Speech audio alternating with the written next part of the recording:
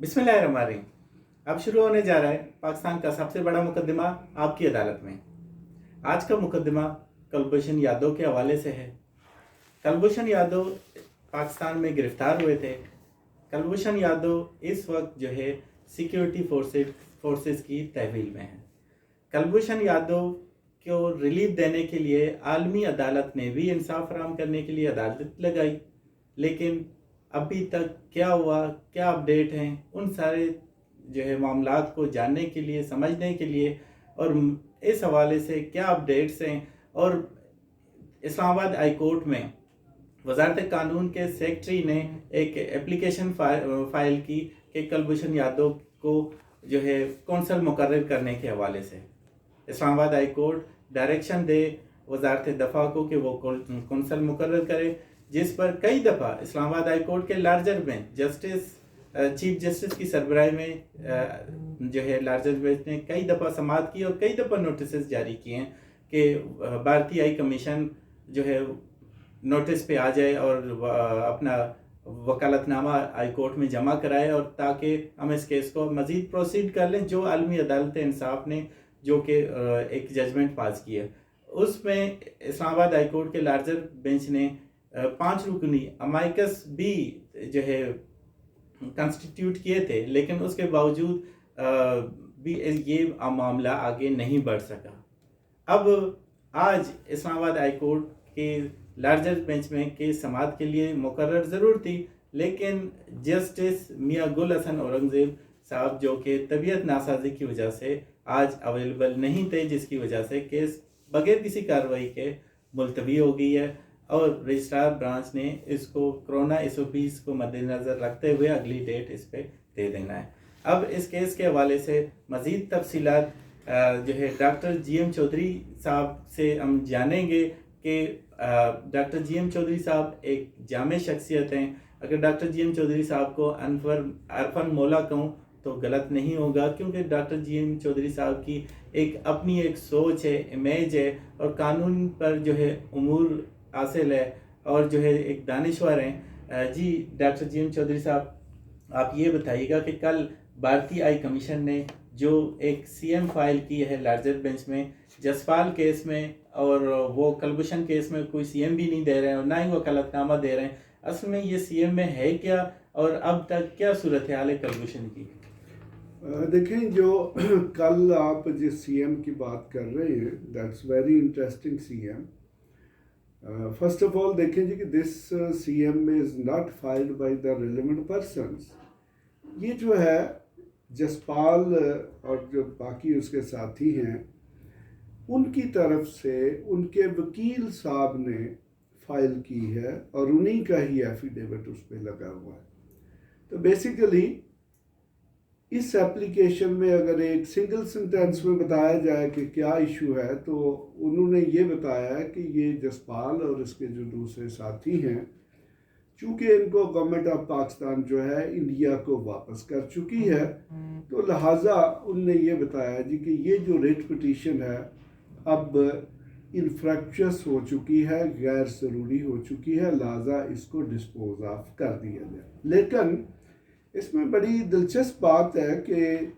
वकील साहब जो हैं उन्होंने ज़िमनन इसमें कुलभूषण जादेव जो है उसके मतलब ज़िक्र किया, हालांकि असूलन इस एप्लीकेशन में इस किस्म का कतई तौर पर कोई ज़िक्र नहीं होना चाहिए था। और मज़ीद इसमें दिलचस्प बात यह है कि उन्होंने ये कहा है जी कि मेरे पास ना तो यूनियन ऑफ इंडिया की तरफ से कोई इंस्ट्रक्शंस है और ना ही इंडियन हाई कमीशन जो इस्लामाबाद है उसकी तरफ से इंस्ट्रक्शन है, लेकिन इसके बावजूद वो उनके बिहाफ पर बात भी कर रहे हैं। और बात यही कर रहे हैं जी कि मुझे जो इंडियन यूनियन है वो यहाँ के जो म्यूनसिपल कोर्ट्स हैं उनके सामने अपने आप को सबमिट करने के लिए, पेश करने के लिए तैयार नहीं है। और दूसरे लफ्ज़ों में ये कहने की कोशिश की है कि इस्लामाबाद हाई कोर्ट जो है उसको कुलभूषण जादेव के केस में कतई तौर पर दायरा समाअत यानी कि जूरिस्डिक्शन हासिल नहीं है। तो मेरे नज़दीक अगर मैं प्योरली इसको प्रोफेशनली اور لیگل پوائنٹ آف ویو سے دیکھوں تو یہ ایک that's very strange type of application جو فائل کسی اور کیس میں کی گئی ہے لیکن اس میں باتیں کسی دوسرے کیس کی گئی ہیں. لیکن چونکہ ابھی آپ کو بتایا جا چکا ہے کہ آج چونکہ بینچ اویلیبل نہیں تھا، چونکہ بینچ میں ایک آنریبل جج جو ہے وہ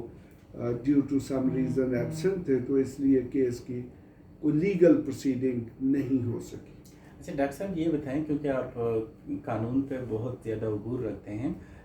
آپ سے یہ جاننا چاہتا ہوں کہ جو کسی اور کیس میں کسی اور کیس کا حوالہ دے کر سی ایم فائل کیا جا سکتا ہے، لا میں اس میں کیا انٹرپریٹیشن ہے؟ دیکھیں جی، میں آپ کو پہلے بتا چکا ہوں کہ professionally this is not allowed. جس کیس کا ٹائٹل ہوتا ہے یا ریفرنس ہوتا ہے اسی کے متعلق بات کی جا سکتی ہے.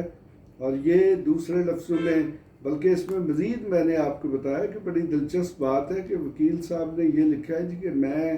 نہ تو یونین آف انڈیا کی طرف سے اتھرائز ہوں، نہ انڈین ہائی کمیشن کی طرف سے اتھرائزڈ ہوں، لیکن اس کے باوجود بھی انہوں نے بات کی ہے. یعنی کہ ایک تو یہ بات ہے، اور دوسرا پھر انہوں نے ایک ایسے کیس میں بات کی ہے جس کا کلبھوشن جادیو کے کیس کے ساتھ ریلیونس نہیں تھی. تو ان فیکٹ اب چونکہ اس میں انہوں نے جو جس کیس میں سبمٹ کی ہے اس میں چونکہ بندے واپس جا چکے ہیں، اس نے ڈسپوز آف ہونا ہے، تو لہٰذا جو بھی انہوں نے ارریلیونٹ کانٹینٹ اس میں بیان کیا ہے اس کی قطعی طور پر کوئی قانونی اہمیت نہیں ہے. جی ڈاکٹر جی ایم چودھری صاحب، آپ کا بہت شکریہ کہ آپ نے عالمی عدالت کے حوالے سے اور کلبھوشن کے حوالے سے ہمیں سارا کچھ بتا دیا، اور جو انڈین جو ہے آئی کمیشن نے ایک ٹیکنیکل گیم کھیلا ہے جو کہ ڈاکٹر جی ایم چودھری صاحب بتا رہے ہیں کہ یہ کس طرح جو ہے قابل قبول ہے آئینی طور پر، کہ جو کسی اور کیس کا حوالہ دے کر، یہاں تک کہ کلبھوشن کا کیس نمبر جو لگے ہوئے ہیں، ٹائٹل جو لکھا ہوا ہے، وہ ان کو اسکیپ کر کے کسی دوسرے کیس کا حوالہ دے کر پورا اسٹوری کلبھوشن پہ وہ جو یعنی تیتر بٹھیر بنا کے انہوں نے کوئی سی ایم فائل کی ہے. بہرحال ڈیسائیڈ تو بینچ نے ہی کرنا ہے، لیکن آئینی طور پر ڈاکٹر جی ایم چودھری صاحب نے اس کی آئینی ویلیو بیان کر دی. جن لوگوں نے آپ کی عدالت شو کو سبسکرائب نہیں کیا وہ فوراً سبسکرائب کر لیں، لائک کر لیں اور شیئر کر لیجئے گا، اور بیل آئیکن کو کلک کرتے ہوئے نہیں بھولیے گا. مجھے اپنے ہوسٹ جہانگیر اسما بلوچ کو کل تک اجازت دیجیے گا. آج کا مقدمہ یہیں پر ختم کیا جاتا ہے، کل ملیں گے ایک اور مقدمے کے ساتھ. کل تک کے لیے اپنے ہوسٹ کو اجازت دیجیے گا. خدا حافظ.